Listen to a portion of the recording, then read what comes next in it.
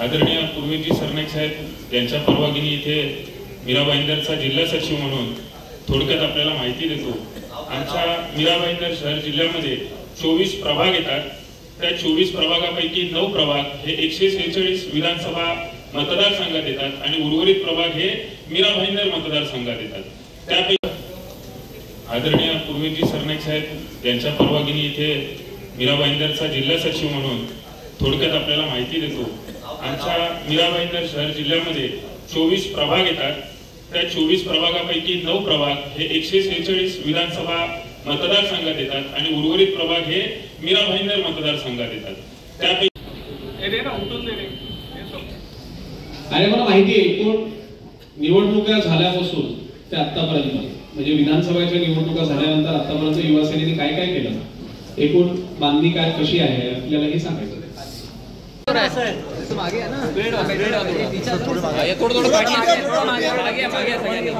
युवा सेनेबरोबर युवती सेनेचा सुद्धा वेगळा सत्कार मीटिंग झाल्यानंतर आपण करणार।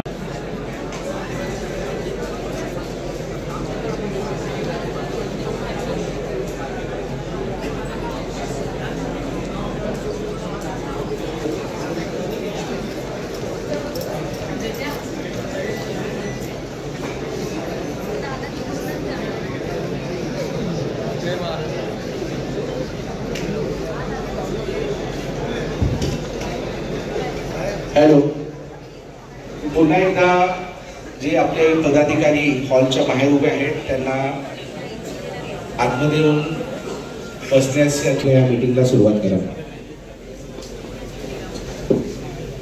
आलेल्या ठाणे लोकसभा क्षेत्रातील सर्व युवा सैनिकांचे युवा सेना पदाधिकाऱ्यांचे मनापासून मी एवढ्या मोठ्या संख्येने या युवा विजय महाराष्ट्र दौऱ्याला उपस्थित राहिलेला आहात। खरं म्हणजे युवा सेनेची स्थापना झाल्यापासून वाढवण्याची तळमळ, युवा सेना वाढवण्यासाठी केलेली धडपड, युवा सेना वाढवण्यासाठी केलेले दौरे, युवकांसाठी केलेले विविध उपक्रम असतील, युवकांना प्रेरित करण्यासाठी केलेली कामं असतील आणि सेना पोहोचवण्यासाठी केलेले प्रयत्न आपण पाहिलेले आहेत। आज त्यांच्यावर युवा सेनेच्या कार्याध्यक्ष पदाची जबाबदारी आहे। महाराष्ट्र राज्याचे सन्माननीय एकनाथजी शिंदे साहेब व युवा खासदार सन्माननीय डॉक्टर श्रीकांत शिंदे साहेब यांच्या मार्गदर्शनाखाली व युवा सेनेचे कार्याध्यक्ष पूर्वेश सरनाईक साहेब यांच्या नेतृत्वात युवा सेना जोरदार घोडदौड करते। त्याचबरोबर इथे उपस्थित असल्याच्या निमित्ताने संपूर्ण महाराष्ट्रभर विविध ठिकाणी दौरे करतायत। तुमच्या माहितीसाठी सांगतो, युवा सेनेच्या कोर कमिटीची 10 टीम बनून संपूर्ण महाराष्ट्रात विविध ठिकाणी युवा विजय दौऱ्याचे एकंदरीत संपूर्ण महाराष्ट्रामध्ये राज्याचे लोकप्रिय उपमुख्यमंत्री तथा शिवसेना पक्षाचे मुख्य नेते एकनाथ शिंदे साहेब यांच्या वाढदिवसानिमित्ताने आम्ही महाराष्ट्रामध्ये युवा विजय महाराष्ट्र दौरा हा युवा सेनेच्या माध्यमातून एक दौरा हा आयोजित केलेला आहे। ह्याची सुरुवात आम्ही कोकणपासून केली होती। त्यानंतर आम्ही उत्तर महाराष्ट्राला गेलो, भिवंडी असेल, कल्याण लोकसभा असेल, आज ठाणे लोकसभा, उद्या पालघर लोकसभा, अशा पद्धतीनं संपूर्ण महाराष्ट्राचे जे 36 जिल्हे आहेत या संपूर्ण 36 जिल्ह्यांमध्ये ही बैठक युवा सेनेच्या माध्यमातून घेण्यात येत आहे। या बैठकीमध्ये प्रामुख्यानं युवा सेनेच्या मुलांनी, आमच्या युवा सैनिकांनी जे काम केलं होतं विधानसभेच्या निवडणुकीमध्ये असेल किंवा लोकसभाच्या निवडणुकीमध्ये असेल, जे काम केलं त्या कामाला त्यांचे आभार व्यक्त करण्यासाठी आज या बैठकीचं आयोजन करण्यात आलेलं आहे। त्याचबरोबर येणाऱ्या काळामध्ये युवा सेनेने कसं पुढे काम करायचं या दृष्टिकोनातून सुद्धा आज त्यांना या ठिकाणी मार्गदर्शन करण्यात येणार आहे।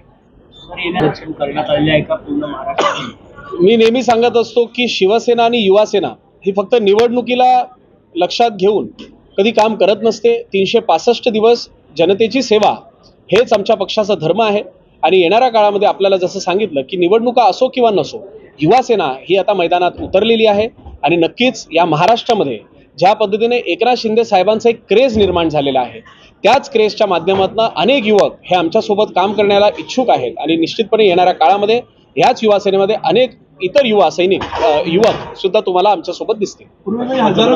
आतापर्यंत 3196 किलोमीटरचा हा प्रवास हा बाय रोड करण्यात आलेला आहे आणि एकूण जर आपण पाहिलं तर 13,000 किलोमीटरचा हा प्रवास एकूण आमचा असणार आहे. पण मी आपल्याला सांगतो की हा प्रवास करत असताना कुठेही थकवा जाणवत नाही, कारण युवकांचा जो प्रतिसाद आम्हा सगळ्यांना मिळत आहे. म्हणजे प्रामुख्याने मी एकटाच करत नाहीये, तर माझ्यासोबत युवासेनेचे मुख्य सचिव राहुल लोंढेजी असतील, युवासेनेचे सचिव किरण साळी असतील, त्याचबरोबर आमची संपूर्ण युवासेनेची जी कोर कमिटी आहे ही अतिशय चांगलं काम करत असल्या कारणानं आम्हाला एक वेगळा प्रतिसाद मिळतोय. मी आपल्याला सांगतो की आज जरी पूर्वेश सरनाईक या ठिकाणी ठाण्यात असेल तरी महाराष्ट्राच्या प्रत्येक जिल्ह्यामध्ये युवासेनेची अशा वेगवेगळ्या टीम्स हे सुद्धा त्या ठिकाणी अशाच पद्धतीच्या बैठकी आजच्या तारखेला घेत आहेत आणि 22 एप्रिलला ह्या आमचा जो दौरा आहे हे संपन्न होणार आहे. सर, येणाऱ्या पालिका निरा दिसेल का? बघा, मी आपल्याला सांगतो, विधानसभेच्या निवडणुकीच्या अगोदर सुद्धा मला हाच प्रश्न विचारण्यात आला होता की येणाऱ्या विधानसभेच्या निवडणुकीमध्ये युवा सैनिक दिसतील का, आणि त्यावेळेस मी म्हणालो होतो की नक्कीच येणाऱ्या काळामध्ये युवा सैनिक दिसतील, परंतु आता मी त्याचं उत्तर देणार नाही, कारण असं बोलल्यानंतर आमच्या युवा सैनिकांना संधी मिळत नाही. परंतु मी आपल्याला सांगतो की मी विश्वासाने सांगू शकतो की ह्याच ठाणे लोकसभा मतदारसंघामध्ये ठाणे महानगरपालिका येते, नवी मुंबई महानगरपालिका येते आणि मीरा भाईंदर महानगरपालिका येते. मी आज या ठिकाणी पूर्ण माझ्या युवा सैनिकांच्या पाठिंबा त्यांना देण्यासाठी आलेलो आहे आणि येणाऱ्या ह्या निवडणुकींमध्ये आपण पाहाल तर निवडणुकीच नाही तर येणाऱ्या महानगरपालिकेच्या निवडणुकीमध्ये युवा सैनिक सुद्धा नगरसेवक म्हणून जनतेची सेवा करण्यासाठी तयार असणार आहे. तिन्ही महानगरपालिका ह्या लोकसभा मतदारसंघात असलेले हे तिन्ही महानगरपालिकेमध्ये शिवसेना भाजप या महायुतीचा भगवा झेंडा फडकणार आहे. तर अनेक ठिकाणचे युवक जे आहेत युवासेनेकडे आकर्षित होतात, विविध पक्षातून येत आहेत. पुढे काही इन्कमिंग युवासेनेची कधी आहे? युवासेनेची इन्कमिंग म्हणजे आता कालचंच उदाहरण देतो. आम्ही नाशिक आणि शिर्डी लोकसभाची बैठक घेतली होती, त्या ठिकाणी सुद्धा उभाटा गटाचे त्याचबरोबर काँग्रेस गटाचे अनेक युवक हे आमच्या युवासेनेमध्ये सामील होत आहेत आणि हे फक्त आणि फक्त सन्माननीय उपमुख्यमंत्री एकनाथ शिंदे साहेबांवरचा जो विश्वास आहे, डॉक्टर श्रीकांत शिंदे साहेब जे पद्धतीचं काम करत आहेत, या दोन्ही नेत्यांवरचं असलेलं विश्वास, या विश्वासामुळेच आज अनेक युवक आमच्यासोबत जोडत.